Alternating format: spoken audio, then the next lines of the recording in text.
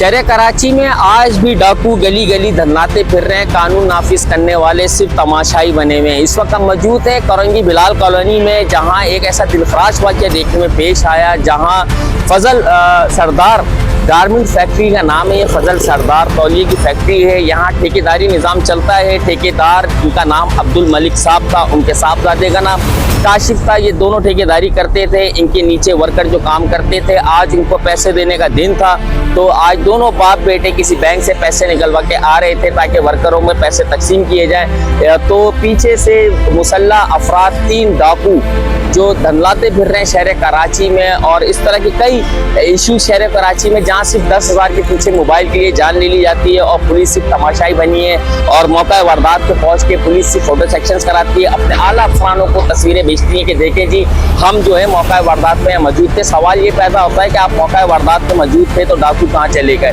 इसी तरह आज बाप बेटे को कंपनी के बाहर गोली मार दी गई। बेटा जो है जख्मी हुआ है, जिसको जिला अस्पताल मुंतकिल कर दिया गया है, और बाप को जो है मौका वारदात पे गोली मार के शहीद कर दिया गया है। ऐनी शवाहिदीन यहाँ मौजूद हैं। आइए उनसे जानने की कोशिश करते हैं कि ये वाक़या कैसे और किस तरीके से पेश आया। जी यार, ये 1 बजे का टाइम था दिन को, तो काम का टाइम था। हमारा भी अंदर ठेकेदार है, मलिक नाम है, वो आ रहा था मजदूरों में तनख्वाह लेके। क्या हुआ तो काम का टाइम था, यहाँ पर अचानक फायरिंग हुई है। एकदम जो है ना रश हो गई, तो पटलाइट की थी। और ये तो बाप बेटा थे, बाप फौत हो गया, बेटा जख्मी हो गया। तो अभी पता नहीं क्या हो रहा है क्या नहीं हो रहा। अच्छा, आपने ये देखा कि कितने अफराद थे लूटने वाले, उनको मारने वाले? नहीं, ये मैंने राज में पता नहीं चला कितने अफराद थे कितने नहीं थे, ये देखा ही नहीं मैंने।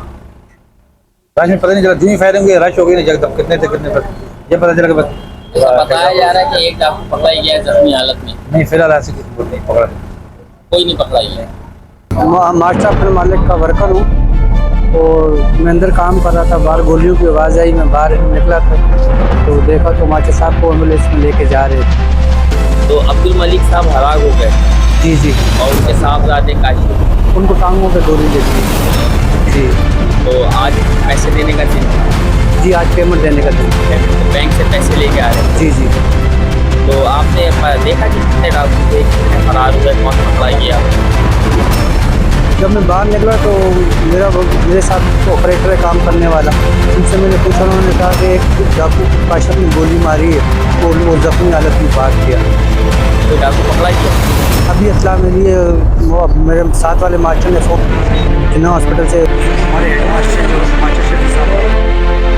जी, आपने ऐनी शवाहिदीन के मौक़िफ़ सुने, बताया गया है कि लोग बता रहे हैं कि वालिद साहब जो है मौका वारदात में इंतकाल हो गए। और यह अवामी थाने की हदूद में वाक़या पेश आया, जहाँ SHO साहब नासिर साहब खुद मौजूद थे।